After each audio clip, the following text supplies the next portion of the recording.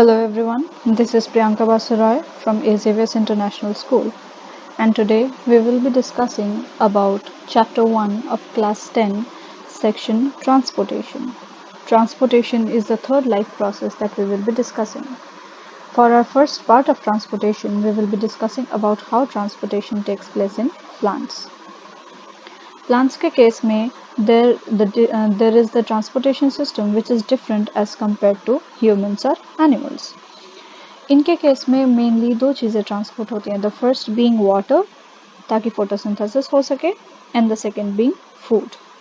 जो भी water and minerals हैं वो मेनली रूट से लीव्स तक आते हैं ताकि लीव्स में फोटोसिंथेसिस हो सके, एंड जो फूड है वो हमारे लीव्स से आके बाकी पार्ट्स को जाता है प्लांट के ताकि वहाँ पे वो यूज़ हो सके एनर्जी के लिए, ग्रोथ के लिए एंड बाकी एक्टिविटीज़ के लिए। The system which does transportation in plants is known as the vascular system. सबसे पहले we will be discussing the transportation of water. Water transportation के लिए एक specific tissue होता है, vascular tissue होता है plants में, which is known as xylem. Xylem एक interconnected chain बनाकर रखता है। उससे क्या होता है, roots क्या करते हैं, soil में जो भी पानी होता है and उसके साथ minerals होते हैं उसे take up कर लेते हैं and xylem के through प्रेशर क्रिएट करके उसे ऊपर तक ले जाते हैं, अपवर्ड्स पुश करते हैं एंड वहाँ पे वो लीव्स तक पहुँच जाता है। एंड उसके बाद क्या होता है, अगर पानी जो है वो सारा का सारा यूज अप हो रहा है देन इट्स फाइन, बट जो एक्स्ट्रा वाटर है वो स्टोमेटा के थ्रू बाहर निकल जाता है पानी प्लांट्स के लीव्स से।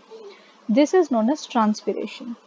जो भी ये लॉस ऑफ वाटर होता है in the form of vapours, इसका मेन काम क्या होता है कि जो भी पानी नीचे से आ रहा है और जो बाहर ट्रांसपिरेशन के थ्रू निकल रहा है उनसे एक टेम्परेचर बैलेंस होता है, एक टेम्परेचर रेगुलेट होता है। डे के टाइम में ट्रांसपिरेशन जो है वो ज़्यादा होता है क्योंकि स्टोमेटा ज़्यादा ओपन होते हैं ड्यू टू सनलाइट। सेकेंड में हमारे पास आ जाता है transportation of food and other substances. जब भी फूड का ट्रांसपोर्ट होना होता है, the mechanism of transport is bulk transport. Energy लगती है एंड चीज़ें इधर से उधर मूव करती हैं।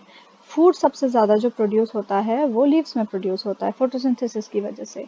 तो फ्लोएम जो है, phloem is the other tissue, vascular tissue, जिसका मेन काम क्या है, फ्लोएम एनर्जी यूज करके जो फूड प्रोडक्ट्स हैं लीव्स में हैं उन्हें पिक करके अलग अलग पार्ट्स तक पहुंचा देता है प्लांट्स के, उनके रूट्स में, फ्रूट्स में, सीड्स में, उसके बॉडी में, जहाँ पे भी उसे ज़रूरत है वहाँ पे पहुँचा देता होता है। Sucrose is one of the products जो बनता है, ठीक है, जिससे एनर्जी मिलती है, उसे भी यहाँ से वहाँ लिया जाता है, स्टोर किया जाता है। Now the difference between xylem and phloem are two things. सबसे पहला कि जाइलम जो है वो मेनली वाटर वगैरह को कैरी करता है, जबकि फ्लोएम जो है वो फूड पार्टिकल्स को कैरी करता है। सेकेंड थिंग इज जाइलम में जो भी मूवमेंट होता है दैट इज यूनिडायरेक्शनल, मतलब सिर्फ एक ही डायरेक्शन में जाता है, नीचे से ऊपर की तरफ। In the case of phloem, phloem में जो भी मूवमेंट होता है वो मल्टी डायरेक्शनल होता है क्योंकि जो लीव्स हैं वहाँ से खाना किसी भी तरफ जा सकता है, ऊपर की तरफ भी जा सकता है जहाँ फ्लावर्स हैं या फ्रूट्स हैं उनके पास, नीचे की तरफ भी जाता है रूट्स की तरफ। तो जब भी ऐसा मूवमेंट शो किया जाता है then it is known as a multi directional movement. हाँ जी, after you are done with how transport is done in plants, we come to transportation in animals. Again जब हम ट्रांसपोर्टेशन इन एनिमल्स डिस्कस करते हैं, we discuss about transportation in human beings. Human beings के case में सबसे main चीज़ जो transportation के लिए होती है that is our blood, and blood को पंप करने का काम करता है हमारा हार्ट, जो उसे अलग अलग पार्ट्स में लेकर जाता है। So first we will be discussing about the heart. So we are discussing heart. Heart एक मस्कुलर ऑर्गन है जिसका काम है ऑक्सीजन एंड कार्बन डाइऑक्साइड वाले ब्लड को पंप करना। जो ऑक्सीजन रिच ब्लड होता है हार्ट उसे बॉडी में पंप करता है ताकि बॉडी में वो ऑक्सीजन को पहुंचा सके, जबकि जो हमारा कार्बन डाइऑक्साइड वाला ब्लड होता है उसे हार्ट पंप करता है हमारे लंग्स की तरफ ताकि वो हमारे लंग्स से प्यूरिफाई होके ऑक्सीजन एक्सचेंज करके आ सके। अब यहाँ पे आपको स्टेप बाय स्टेप दिया हुआ है। जो ऑक्सीजन रिच ब्लड होता है वो लेफ्ट एट्रियम में, ऑरेंज कलर सेक्शन में जो आपको शो किया हुआ है, लेफ्ट एट्रियम में आता है। पल्मोनरी वेन्स के थ्रू लंग्स की तरफ से आ रहा है, उसके बाद वो वहाँ से लेफ्ट वेंट्रिकल में जाता है। लेफ्ट वेंट्रिकल में जाने के बाद हार्ट उसे पंप करता है, तो वो बॉडी की तरफ मूव करता है थ्रू एओर्टा, जैसा कि आप एरोज में देख सकते हो। दूसरी तरफ से क्या होता है, जो डीऑक्सीजनेटेड ब्लड है, यानी जिसमें कार्बन डाइऑक्साइड ज़्यादा है, it is shown in the blue colours. वो वीना कैवा से आ रहा है, from upper body and lower body, यानी आपके बॉडी पार्ट से आ रहा है। वहां से आके वो राइट एट्रियम में आ रहा है, राइट एट्रियम से राइट वेंट्रिकल पे जा रहा है, एंड जब राइट वेंट्रिकल से उसे पंप किया जा रहा है तब वो पल्मोनरी आर्टरीज में जा रहा है, यानी पल्मोनरी आर्टरीज के थ्रू वो लंग्स में जा रहा है। जब वो लंग्स में जाएगा, वो लंग्स के वहां से गैस एक्सचेंज करेगा एंड दोबारा से वो लेफ्ट एट्रियम में कार्बन डाइऑक्साइड रिमूव करके ऑक्सीजन रिच ब्लड लेकर इस साइड से आ जाएगा।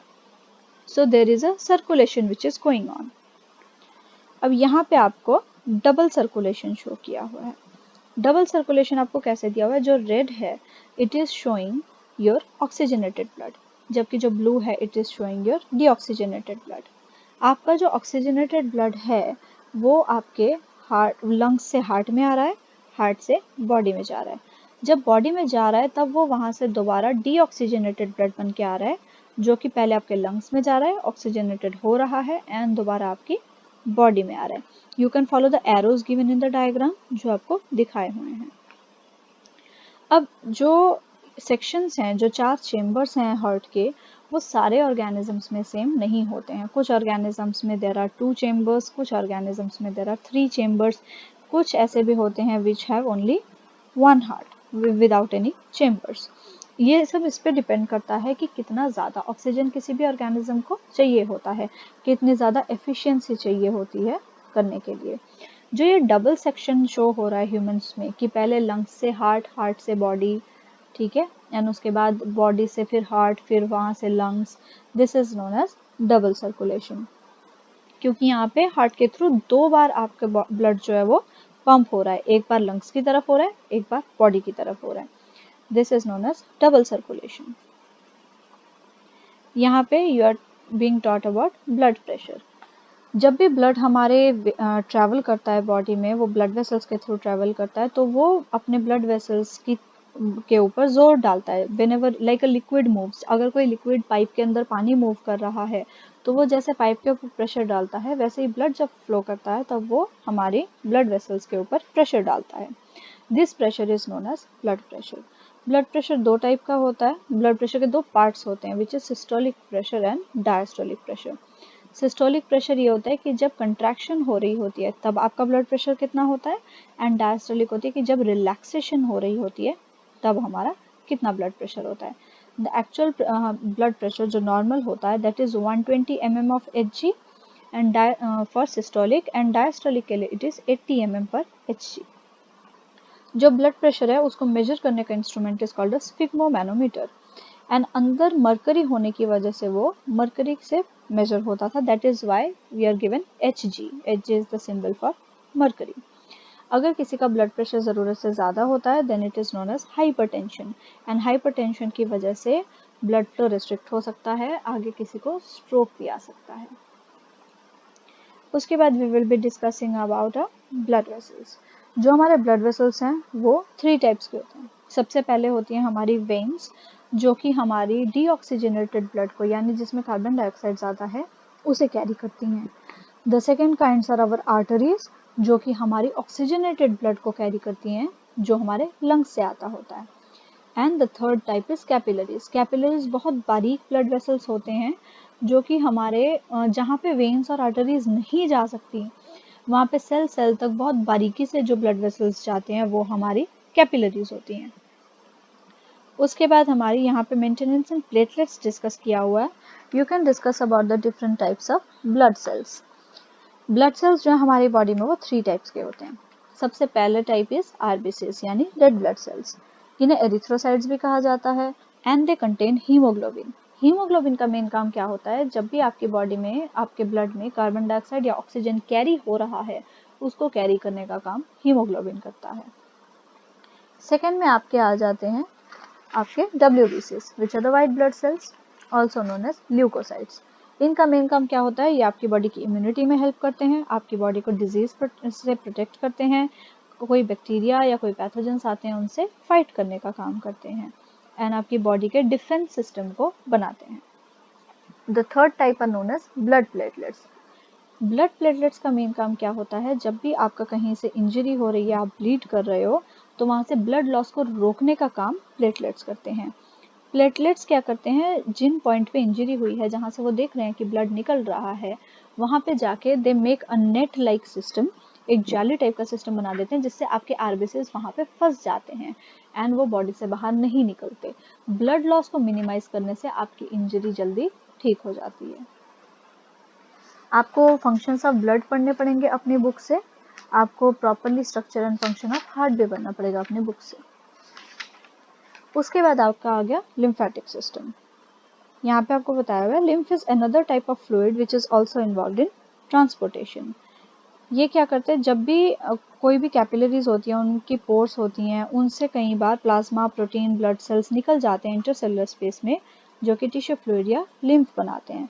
It is similar to the plasma of blood, लेकिन इसमें प्रोटीन्स भी कम होते हैं एंड ये कलरलेस भी होता है एंड इसका मेन काम आपकी इम्यूनिटी में हेल्प करना होता है। ये ट्रांसपोर्टेशन में कम हेल्प करता है because it does not contain RBCs and दस इसमें हीमोग्लोबिन भी नहीं होता।